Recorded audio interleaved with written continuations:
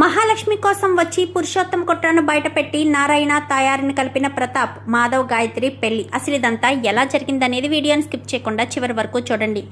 పొదరిల్లు రేపటి ఎపిసోడ్స్లో ఏం జరగబోతుందో ముందుగా తెలుసుకోవాలి అనుకుంటే వీడియోని లైక్ చేసి ఛానల్ని సబ్స్క్రైబ్ చేసుకుని పక్కనే ఉన్న బెల్ సింబల్లో ఆల్ పై క్లిక్ చేయండి.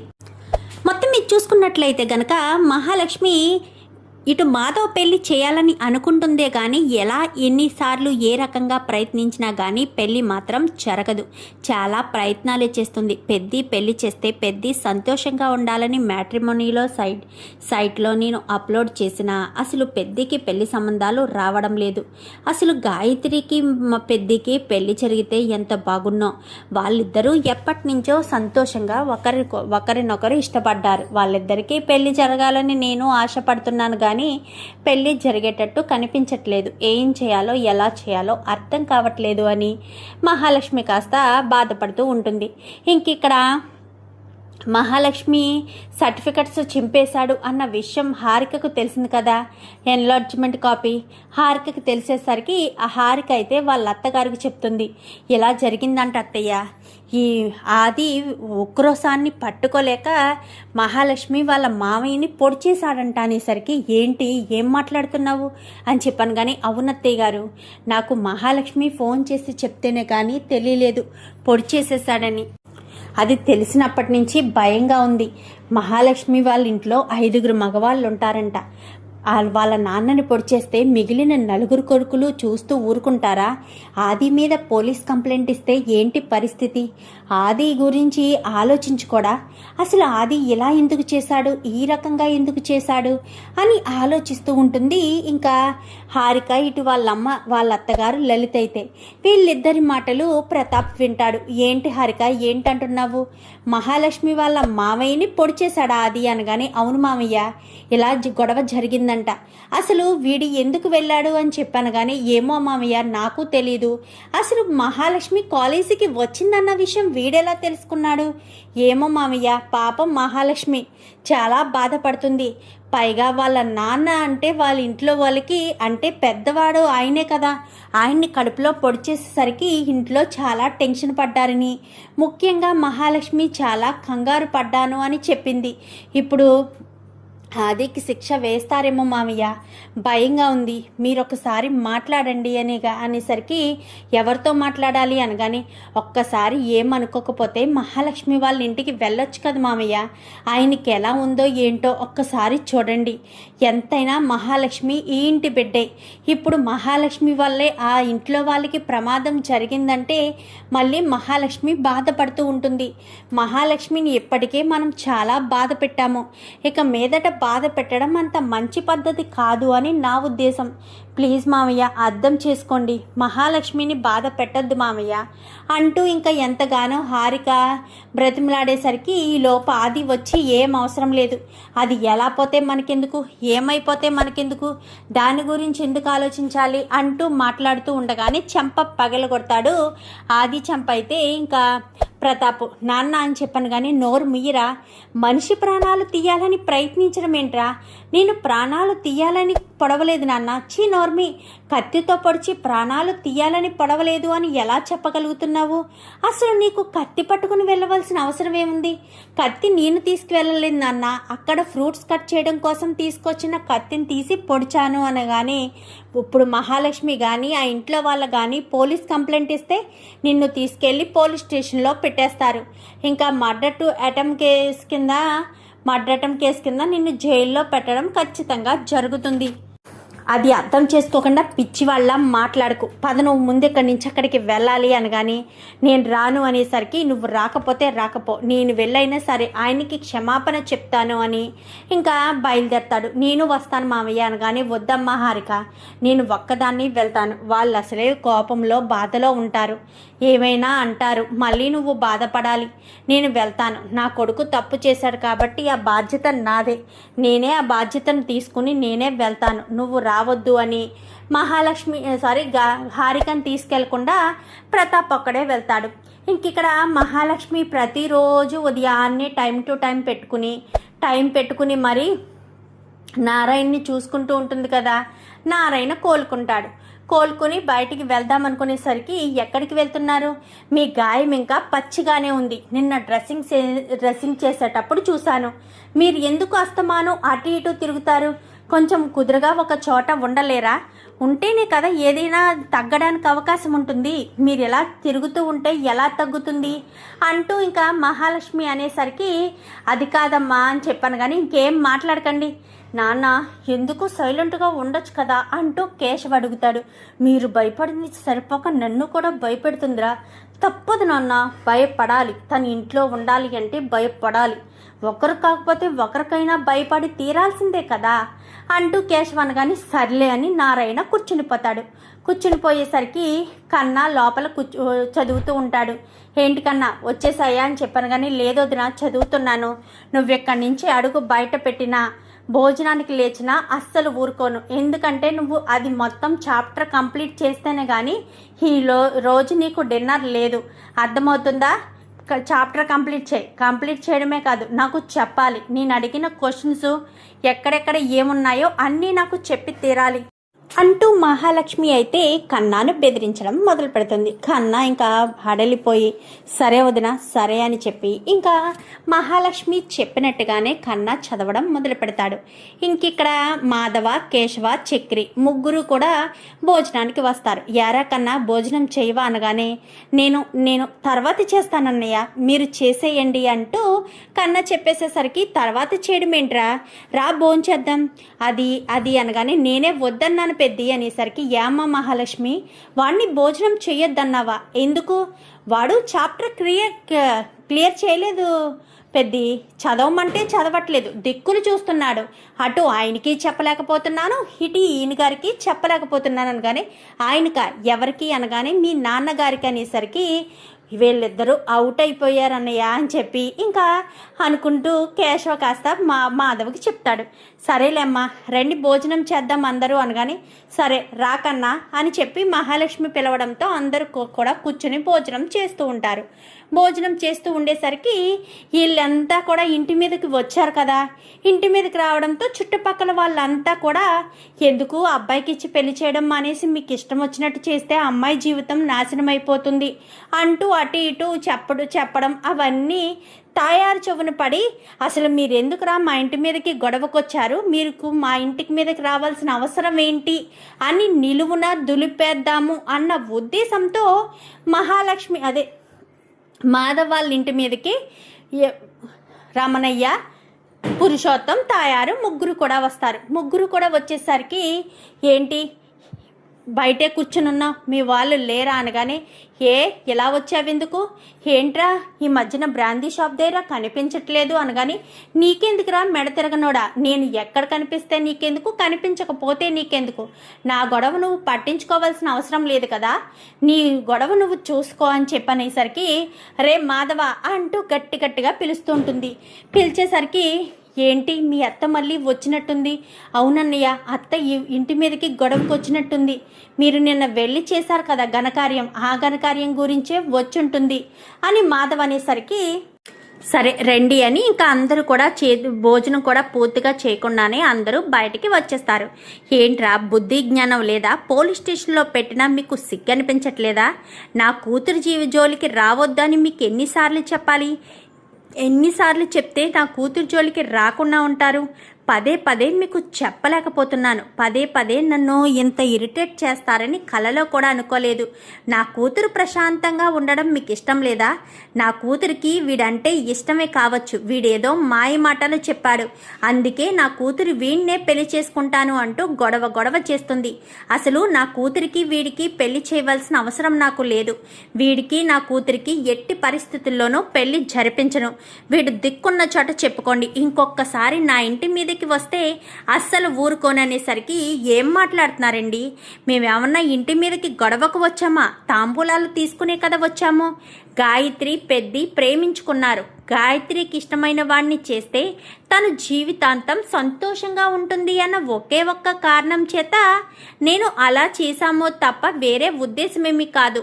మీరైనా గాయత్రి మనసును అర్థం చేసుకుని గాయత్రి గురించి ఆలోచించి గాయత్రి మనసులో ఉన్న పెద్దినిచ్చి పెళ్లి చేస్తారు అన్న ఉద్దేశంతో మేము తాంబూలాలు తీసుకుని వచ్చాము.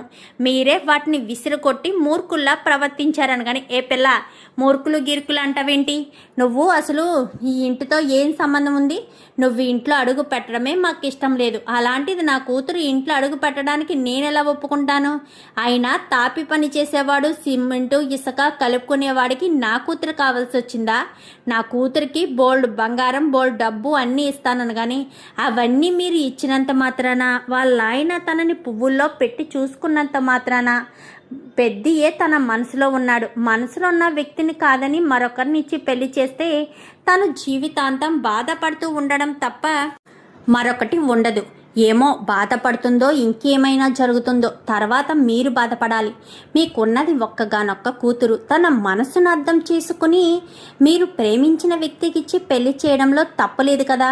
కులం గురించి అవన్నీ ఆలోచిస్తే తను మీ సొంత మేనల్లుడు, సొంత అన్నయ్య కొడుకే కదా అంటూ మాట్లాడేసరికి అసలు వీడికి ఇవ్వనను అని చెప్పడానికి కారణం ఏంటో తెలుసా?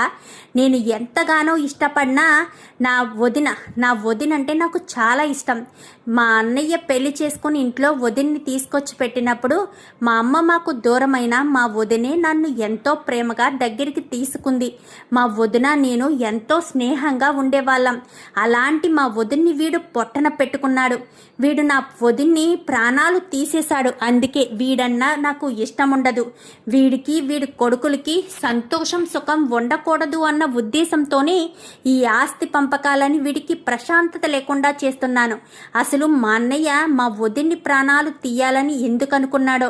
మా వదిన ఎంతో మంచిది, చాలా, అసలు ఏమీ అనేది కూడా కాదు. అలాంటి మా వదిన ప్రాణాలు తీసి వీడు జైలుకి వెళ్ళాడు. అప్పటి నుంచే మా అన్నయ్య మీద నేను కక్ష పెంచుకున్నాను. అలాంటిది ఈ ఇంటి కోడలుగా మళ్ళీ పంపిస్తానా నా కూతుర్ని? నార్మల్గా మా వదిన బ్రతికుంటే ఖచ్చితంగా నేను ఈ ఇంటికే కోడలుగా పంపించేదాన్ని. కానీ మా వదిన లేని ఈ ఇంటికి నేను కోడలుగా పంపించలేను అంటూ మాట్లాడుతూ ఉండగానే ఈలోపు కారు సౌండ్ వినిపిస్తుంది. అందరూ కూడా అటు చూసేసరికి ప్రతాప్ దిగుతాడు. ప్రతాప్ ఇటు నారాయణ్ని, తాయారిని, పురుషోత్తాన్ని, రమణయ్యని చూసి ఒక్కసారిగా షాక్ అవుతాడు. నారాయణ అని చెప్పాను కానీ ప్రతాప్ నువ్వేంటి ఇక్కడ అని చెప్పనేసరికి నేను మహాలక్ష్మి కోసం వచ్చానురా అంటూ ప్రతాప్ చెప్తాడు. మహాలక్ష్మి నీకు ఏంటి సంబంధం? ఆయనే మా నాన్న అనేసరికి ఒక్కసారిగా షాక్ అయిపోతాడు. నువ్వెందుకు వచ్చావురా, వెళ్ళరా ఇక్కడి నుంచి అనేసరికి ఏంటి మీ చెల్లి ఇంకా నీ మీద గొడవ పెడుతూనే ఉందా? ఆ గొడవ ఇంకా సద్దుమనగలేదా అంటూ మాట్లాడేసరికి ఏంటి నాన్న గొడవ ఏంటి? వీళ్ళిద్దరి మధ్య గొడవ మీకు తెలుసా? అసలు ఆయన మీకెలా తెలుసు అనేసరికి వాడు నా ప్రాణ స్నేహితుడమ్మా, వాడి గురించి నాకు తెలియకపోవడం ఏంటి? ఇంకా నువ్వు నిజాన్ని దాచిపెట్టి నీ కొడుకు భవిష్యత్తును నాశనం చేద్దామనుకుంటున్నావా?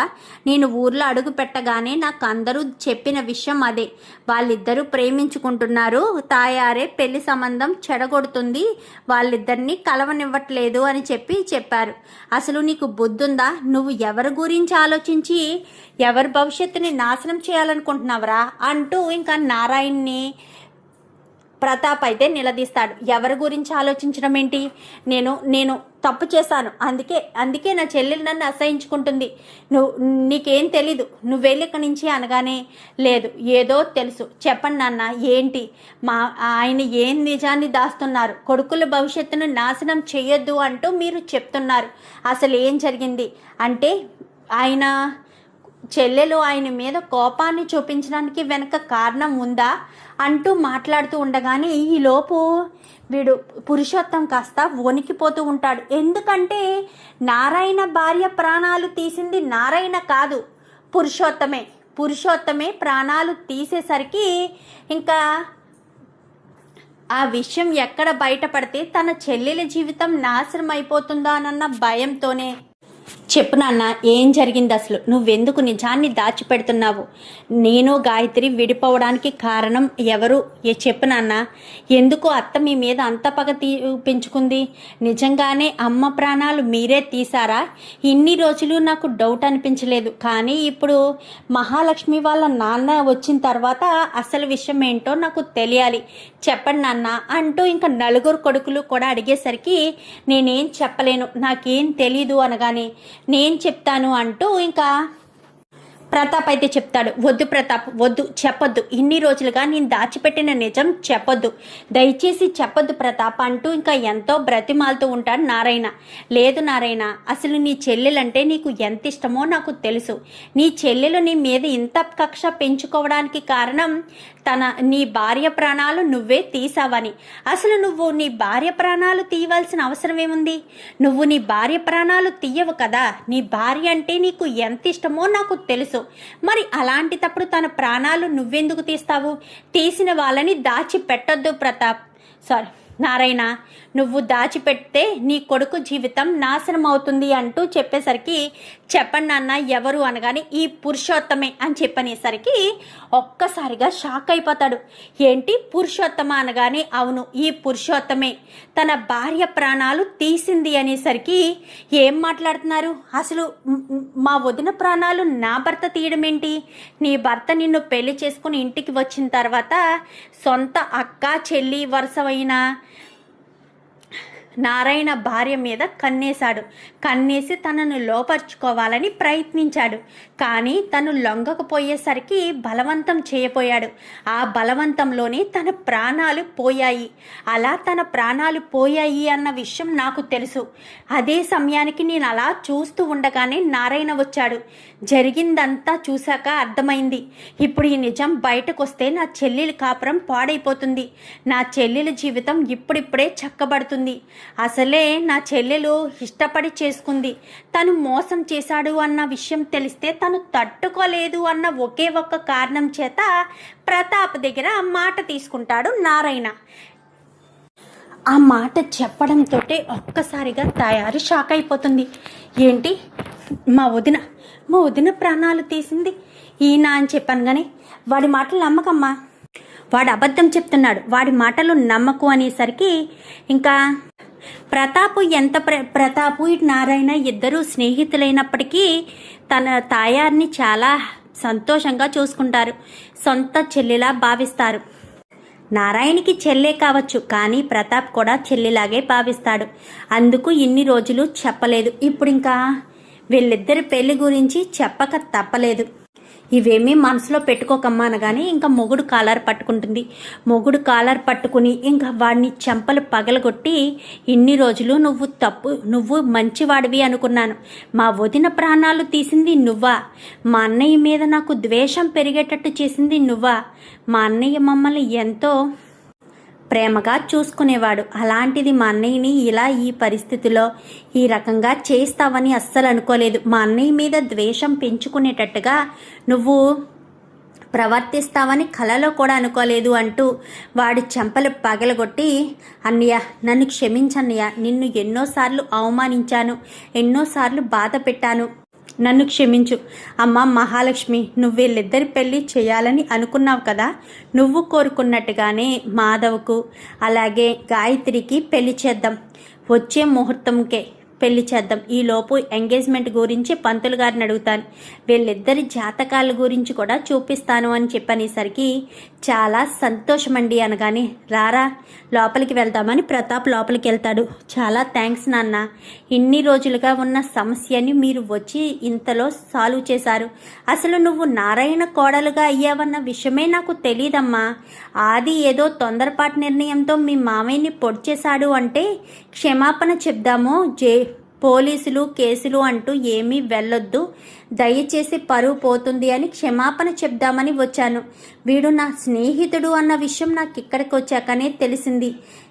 క్షమించమ్మా మహాలక్ష్మి, నీ సర్టిఫికెట్స్ అనగానే ఏం పర్వాలేదులే నాన్న, నేను మళ్ళీ కాలేజీకి కాల్ చేసి చెప్తాను, నీ సర్టిఫికెట్స్ నీకు ఇవ్వమని చెప్పి అనగానే చాలా సంతోషపడిపోతుంది మహాలక్ష్మి. చాలా థ్యాంక్స్ నాన్న అనగానే, ఎన్ని రోజులు నువ్వు నీ కాళ్ళ మీద నిలబడతాను అంటే వద్దు వద్దు అని ఆపుకుంటూ వచ్చాను. ఇప్పుడు నువ్వు తీసుకున్న నిర్ణయమే మంచిది. నువ్వు నీ కాళ్ళ మీద నిలబడడానికి ఎంత ఖర్చు అయినా నేను చూసుకుంటాను. నువ్వు ఇంటి కోడలుగా ఇక్కడ ఉండడం నాకు చాలా ఇష్టం అంటూ ఇంకా ప్రతాప్ చెప్పేసరికి ఇంకా మహాలక్ష్మిలో కూడా కొంచెం కొంచెం చేంజ్ వస్తుంది. ఎందుకంటే ఇన్ని రోజులు తన తండ్రి వీళ్ళ పెళ్ళిని యాక్సెప్ట్ చేయలేదు. అసలు ఈ నారాయణ ఎలాంటి వాడా అన్న విషయం ఇప్పుడు క్లారిటీ వచ్చింది కదా. తన బామ్మర్ది చేసిన తప్పుకి తను శిక్ష అనుభవించాడు అంటే ఎంత గొప్ప మనసు, ఎంత మంచి మనసు. ఇలాంటి మంచి మనసు గల ఇంటికి నేను కోడలుగా వచ్చానా? ఇంట్లో వాళ్ళందరినీ వరుసలు పెట్టి పిలుస్తున్నానా? అంటే ఈ ఇంటి కోడలుగా నేను ఫిక్స్ అయిపోదామని అనుకుంటున్నానా అంటూ ఇంకా అనుకుంటుంది. అలా అనుకునేసరికి ఏమో అదే అర్థం కావట్లేదని మహాలక్ష్మి కాస్త అనుకుంటుంది. ఇంకెక్కడ చక్రి మహాలక్ష్మి ఇంకా నా భార్యగా ఇక్కడ ఉండిపోతుంది. మహాలక్ష్మి ఎప్పటికీ ఇక్కడే ఉంటుంది. ఎందుకంటే వాళ్ళ నాన్న మా నాన్న స్నేహితులు, పైగా వాళ్ళిద్దరూ ఒకటయ్యారు. మమ్మల్ని కూడా ఖచ్చితంగా కలుపుతారు. వాళ్ళిద్దరూ అంత ప్రాణ స్నేహితులైనప్పుడు మమ్మల్ని ఎందుకు విడదీస్తారు? మహాలక్ష్మి కూడా నన్ను భర్తగా యాక్సెప్ట్ చేస్తే బాగుంటుంది. అయినా మహాలక్ష్మికి మా ఆలోచన లేదు కదా అనుకుంటూ ఉండగానే చక్రి గారు అని చెప్పి పిలిచేసరికి ఏంటి మహాలక్ష్మి అనగానే, రేపు ఉదయాన్నే మనం గుడికి వెళ్దాము అని చెప్తుంది. గుడికా? సరేనండి అనేసరికి అంటే మహాలక్ష్మి గుడిలో నిర్ణయం తీసుకుని గుడిలో చెప్దాము అనుకుంటుంది. ఎందుకంటే వీళ్ళిద్దరూ ప్రాణ స్నేహితులయ్యారు. వాళ్ళ నాన్న సపోర్టు అన్నీ కూడా ఆలోచించుకున్న మహాలక్ష్మికి చక్రి సరైన వాడేనని, చదువుదేముంది, ఆస్తి అంతస్తుదేముంది, మంచి మనసు ఉండాలి. ఈ ఇంట్లో వాళ్ళంతా కూడా మంచి మనసు గలవాళ్ళు. ఈ ఇంట్లో వాళ్ళకి నేను అలవాటు పడిపోయాను. ఇప్పుడు వీళ్ళని వదిలి నేను ఎటూ వెళ్ళలేను. వీళ్ళని వదిలి నేను ఉండలేను. వీళ్ళతోటే ఉండాలనుకుంటున్నాను. అందుకే ఇంకా వీళ్ళని వదిలి వెళ్ళే పరిస్థితి లేదు. కాబట్టి చక్రిని భర్తగా యాక్సెప్ట్ చేయడం తప్ప నాకు వేరే ఆప్షన్ కనిపించట్లేదు అని ఆలోచనలో పడేసరికి ఈ లోపు తన తండ్రైన ప్రతాప్ వస్తాడు. అమ్మ మహాలక్ష్మి అనగానే, చెప్పు నాన్న అనేసరికి, చక్రిని నీ భర్తగా యాక్సెప్ట్ చేయాలా వద్దా అని ఆలోచిస్తున్నావా? నాకు హారిక మొత్తం విషయం చెప్పింది. నువ్వు ఒప్పుకున్నా ఒప్పుకోకపోయినా మీ ఇద్దరికీ అయితే పెళ్లి జరిగింది. చక్రి నీ భర్త. చక్రి చాలా మంచివాడు. చిన్నప్పటి నుంచి నాకు తెలుసు. తర్వాత కొన్ని రోజులు గ్యాప్ వచ్చిన తర్వాత వాళ్ళు ఎటు వెళ్ళారో ఏంటో అస్సలు తెలియదు. అయినా మాధవ్ గురించి నాకు క్లారిటీగా తెలుసు. మాధవ్ చాలా మంచివాడు. తన పెంపకంలో పెరిగిన ముగ్గురు తమ్ముళ్ళు కూడా చాలా మంచివాళ్ళలాగానే ఉంటారు. గొప్ప గొప్ప స్థాయిలకి లేకపోయినా కష్టపడి పని చేసుకోవాలన్న ఆలోచన వాళ్ళ మనసులో ఉంటుంది. అంతకు మించిన కావాల్సింది ఏముందమ్మా? వాళ్ళ కాళ్ళ మీద వాళ్ళు నిలబడాలి అనుకోవడమే గొప్ప కదా అంటూ చెప్పేసరికి, అవును నిజమే, మీరు చెప్పింది నిజమే. ఎవరి కాళ్ళ మీద వాళ్ళు నిలబడితే చాలు, కోట్లు సంపాదించవలసిన అవసరం లేదు. అయినా మనకు లేవా? ముందు ఏదో ఈ చిన్న బిజినెస్ స్టార్ట్ చేస్తే తర్వాత నేనే అల్లుడి చేత ఒక మంచి బిజినెస్ లేదా మన కంపెనీలో ఏదో ఒక స్థానమో ఏదో ఒకటి చేపిద్దాము అని చెప్పి ప్రతాప్ చెప్పేసేసరికి చాలా సంతోషపడుతుంది. అదంతా కూడా చూసి, జాగ్రత్తగా ఉండమ్మా మహాలక్ష్మి అని చెప్పి అక్కడి నుంచి కాస్త ప్రతాప్ వెళ్ళిపోతాడు. ఇంకా ఆ క్షణం నుంచి బయటికి గుడి దగ్గరికి వెళ్ళొచ్చాక మహాలక్ష్మి మొత్తం విషయం చెప్తుంది. చెప్పేసరికి ఆ రోజు నుంచి మహాలక్ష్మి వీడిని భర్తగా అంగీకరించేసరికి వీడు చాలా సంతోషపడతారు. ఇంకా గాయత్రి పెద్దీల పెళ్ళి కూడా దగ్గర పడడంతో ఇంకా పెళ్లి పనుల్లో చాలా బిజీగా అయితే ఉంటారు. ఇంకా అలాగే ఇంట్లో సమస్యలన్నీ కూడా తొలగిపోవడంతో అంతా చాలా హ్యాపీగా అయితే ఉంటారు. ఇలాగే ప్రతాప్ రాకతో అసలు విషయం బయటపడడంతో మహాలక్ష్మి గాయత్రికి అలాగే పెద్దికి కలిపి పెళ్లి చేయడానికి అన్ని ఏర్పాట్లు చేసుకుంటూ చాలా హడావిడిగా ఉంటుంది. పెళ్లి ఖర్చులన్నీ నేనే భరిస్తాను అంటూ ఇంకా ప్రతాప్ చెప్తాడు. వద్దురా అనగానే, నువ్వేం మాట్లాడకు, నా కూతురి పెళ్ళి అలాగా జరిపించలేదు, నా పెద్ద అల్లుడు పెళ్ళైనా జరిపిస్తాను, కావాల్సిన అన్నీ కూడా నేనే చూసుకుంటాను. మీరు దేని గురించి ఎవరిని ఏమీ అడగొద్దు, ఏ టెన్షనో పడొద్దు. మొత్తం నేనే చూసుకుని నేనే మెయింటైన్ చేస్తాను, అర్థమవుతుందా? దేని గురించి ఆలోచించి, దేని గురించి టెన్షన్ పడి, దేని గురించి కూడా మీరు అదరి పడద్దు. నేను మొత్తం పెళ్లి మండపం దగ్గర నుంచి ప్రతి ఒక్కటి నేనే పురమాయించుకుంటాను, సరేనా అని చెప్పి అక్కడి నుంచి ప్రతాప్ అయితే వెళ్ళిపోతాడు. చూద్దాం మరి రాబోయే ఎపిసోడ్స్లో ఈ రకంగానే జరిగి ప్రతాప్కి ఇటు నారాయణకి మంచి స్నేహం ఉండి మాధవు గాయత్రి ఇద్దరు ఒకటవ్వాలని మీరు కూడా కోరుకుంటే వీడియో నచ్చితే లైక్ చేసి ఛానల్ని సబ్స్క్రైబ్ చేసుకుని పక్కనే ఉన్న బెల్ సింబల్లో ఆల్ పై క్లిక్ చేయండి. ఇలా చేయడం వల్ల మేము పెట్టే ప్రతి వీడియో నోటిఫికేషన్ రూపంలో ముందుగా చూడగలుగుతారు. Thank you so much.